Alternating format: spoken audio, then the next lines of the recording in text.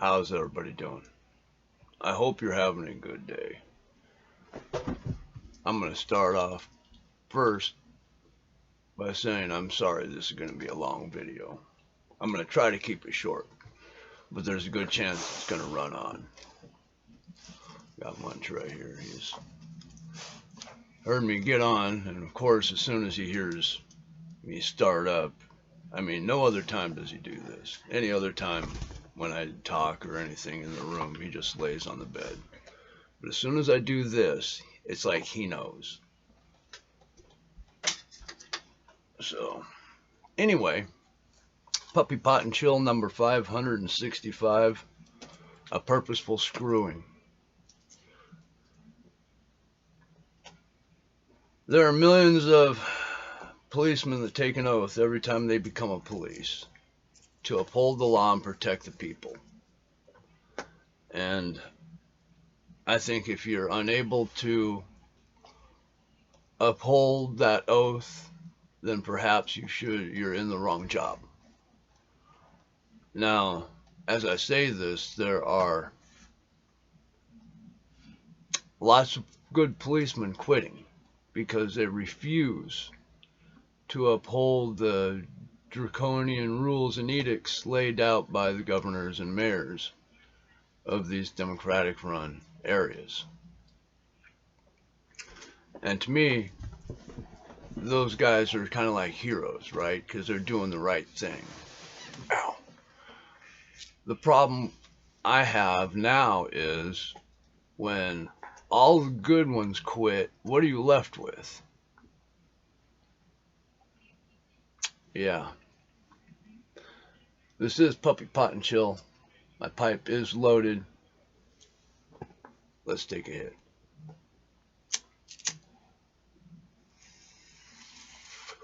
I hope everybody had a good Christmas. I don't really celebrate it. I slept through it. But if you guys do Christmas, I hope it was all good. I really do. I hope everything was good. My grandchildren had a good Christmas. My kids and grandchildren had good Christmases. My kids are grown and gone. I don't want to expend the energy anymore. So these police that are quitting, I think, are like the good guys, all right? And there's other types of police that can't quit, and they're putting their jobs on the line because every day they go to work, they don't do the bidding of the politicians, therefore putting their job in jeopardy because they're not doing as they're told. All right, now you got to respect the fact that there's going to be some people who are in a rock and a very, very hard place. They don't want to enforce the rules that are laid down, but at the same time, they got a family to try to feed, and jobs just aren't falling out of the sky right now, you know. So, and now with cancel culture, if you get labeled in any way, they can literally take your life away, your livelihood, make it, so that it'll be near impossible to find work. Cancel culture's real, and it can ruin people's lives.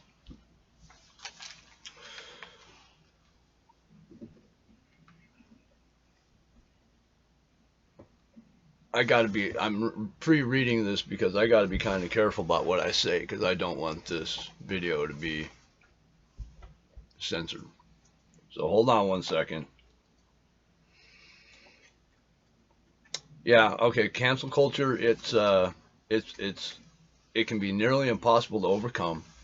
Sadly, it's very real, and it's all over an opinion or a thought. The inability for some people to see and or accept something different, or something that does not align with their thinking.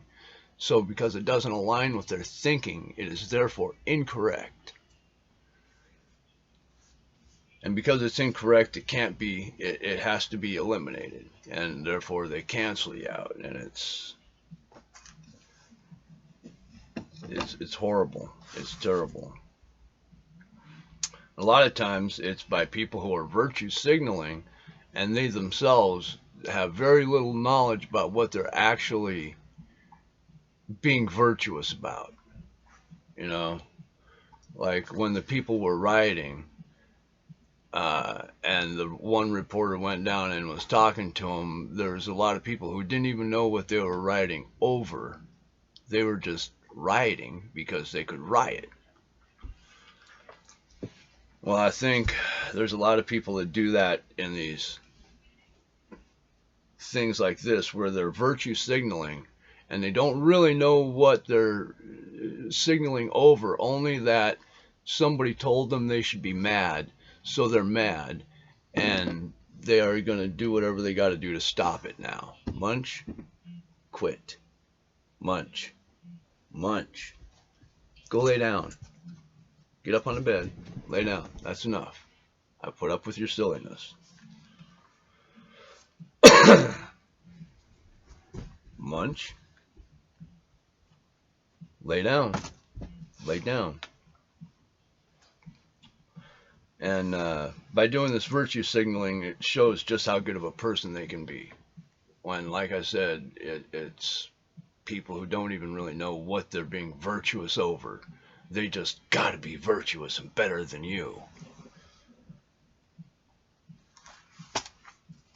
There's a lot of cops quitting in the Pacific Northwest, where I'm at, because most of the rules and edicts are coming from like 2 or 3 big coastal cities, and the rest of Washington State doesn't seem to be run lefty. They'd rather not be told what to do. So, like I said, there's all these cops that put their jobs in jeopardy by not enforcing the rules, or they quit because they refuse to enforce the rules, which leaves cops that are thugs, cops that perhaps enjoy too much the power that they've been given. And I've been trying to stand behind cops, but man, it's getting harder and harder. They're making it impossible.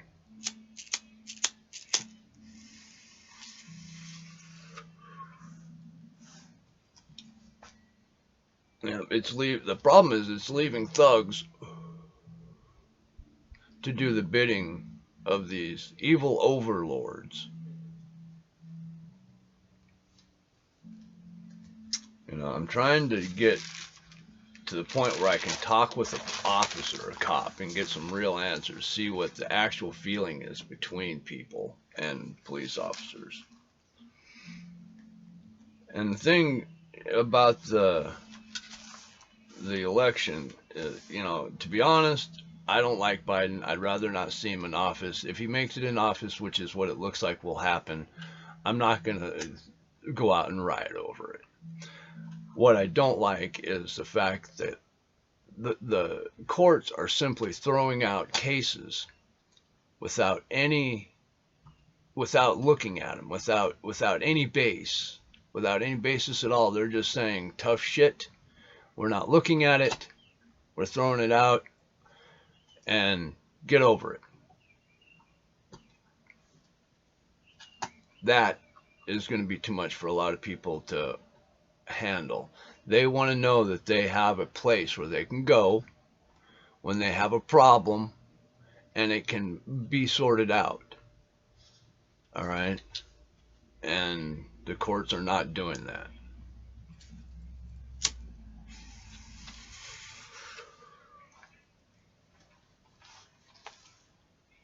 I'm pretty upset about this. I'm trying to keep it together here. But if I'm upset and I'm getting ready to snap, imagine all the fucking really crazy people out there.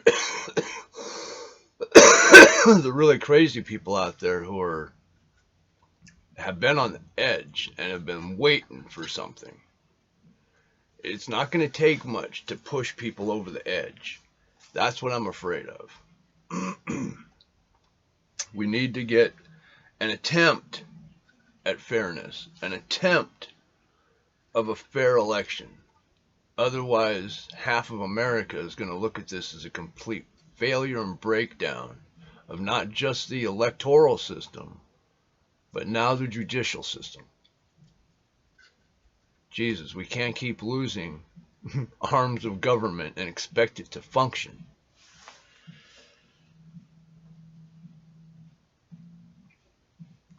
I mean, why should we operate with their rules when they don't even follow their own rules? So now that everything is broken and gone, because of the Democrat continued lockdowns, the Democratic governors and mayors got a taste of power in this lockdown, and they're like, ooh, we like. And they started grabbing up more power as fast as they can. No, you stay locked down. No, you can't work. No, you got to stay inside. No, you can't. Making rules and edicts that aren't laws. But they're making the police enforce these things. We have a constitution, but it's not working for us at this point. People are not treating it other than anything more than just a dirty piece of paper. And it used to govern our lives and keep everything fair. But at least as fair as possible.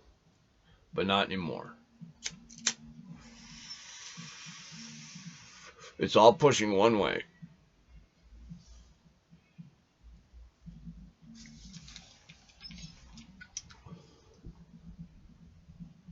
And you can see the failure in the Democratic-run cities. And you can see how it continues, where the cities function. Munch, get out of there. Where the cities function, things still happen. It actually is a functioning city, but like Seattle, it's in tatters, man. It's fuck. People are mad at Trump for signing the $600 bill, the $600 stimulus. The $2,000 one he wanted to push through did not get pushed through. There's a lot of people saying that 600 is better than nothing. It's literally like $600 keeps a family from starving for a week. It doesn't save your housing. So now you live for another week, but you freeze. I just don't get it, because I read the bill. People are starving and going homeless here in America. Meanwhile, Pakistan got 10 million for gender studies. There's another study about humans eating insects. There's another study on where they're spending millions of dollars on how to make a better toilet. There's actually money going to Afghanistan for anti-drug. We could be using that money here on our borders. We don't have to go to Afghanistan to stop it from coming in. We can stop it at our borders. There's 100 million going to Syria for war efforts.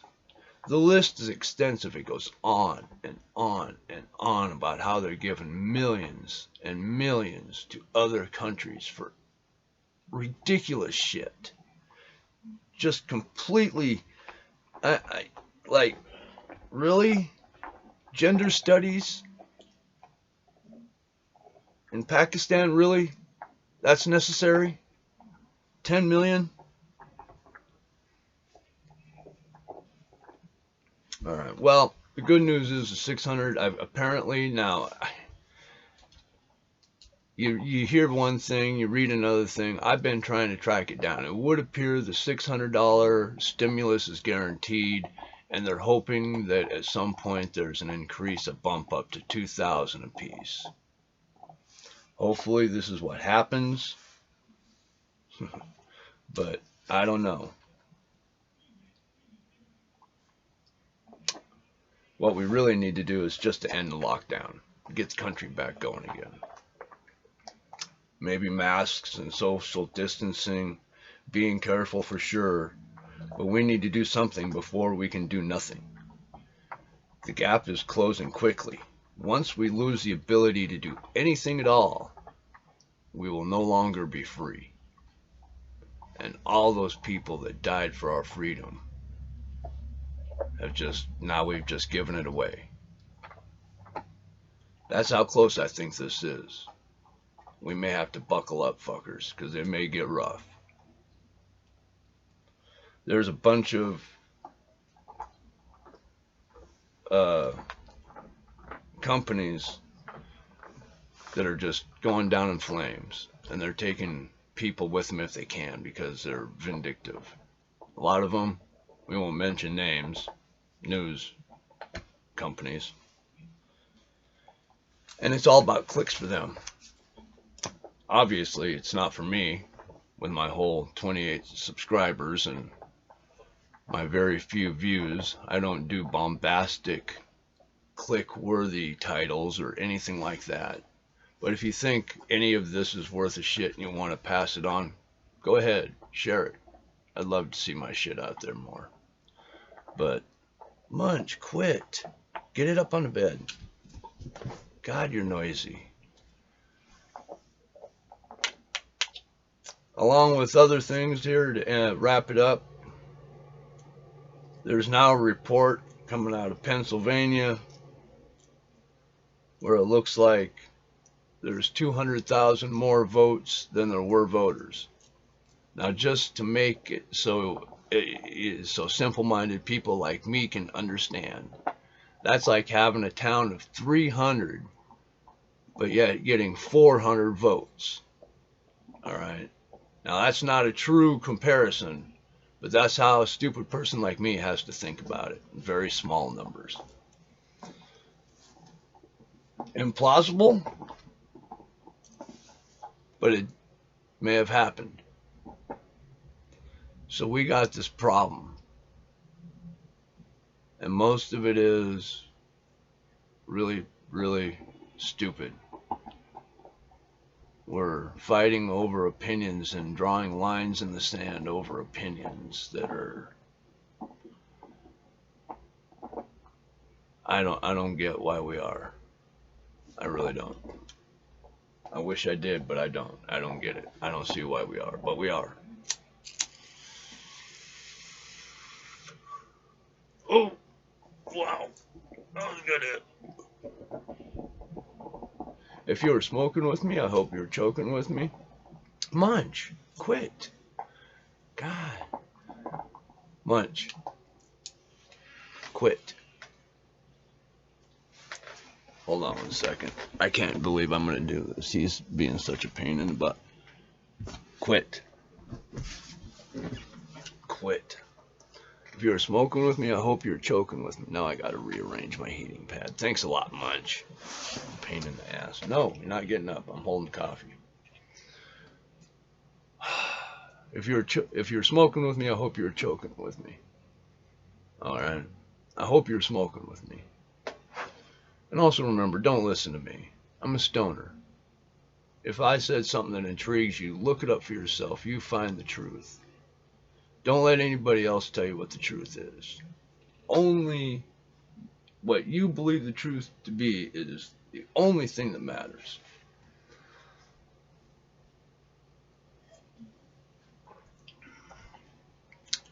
So don't let mainstream media tell you what the truth is. Definitely don't let social media tell you what the truth is. And don't listen to me. I'm a stoner, like I said. If I said something that intrigues you, look it up for yourself. That's what I really want you to do.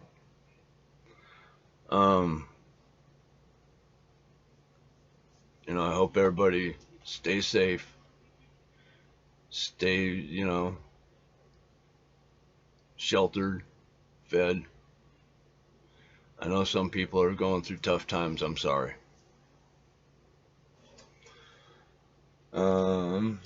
I got through this a little bit quicker than I thought I would. But I'm going to go ahead and sign off. So peace. I love you guys. Me and Munch do. even though he's being a pain in the butt. Here, let me turn this down so you can see dum-dum here. Me and Munch, we love you. He's being a pain in the butt here. He's got to be on camera a little bit. So, we hope you have a good day. And I'll talk to you again another time. Stay high, bitches.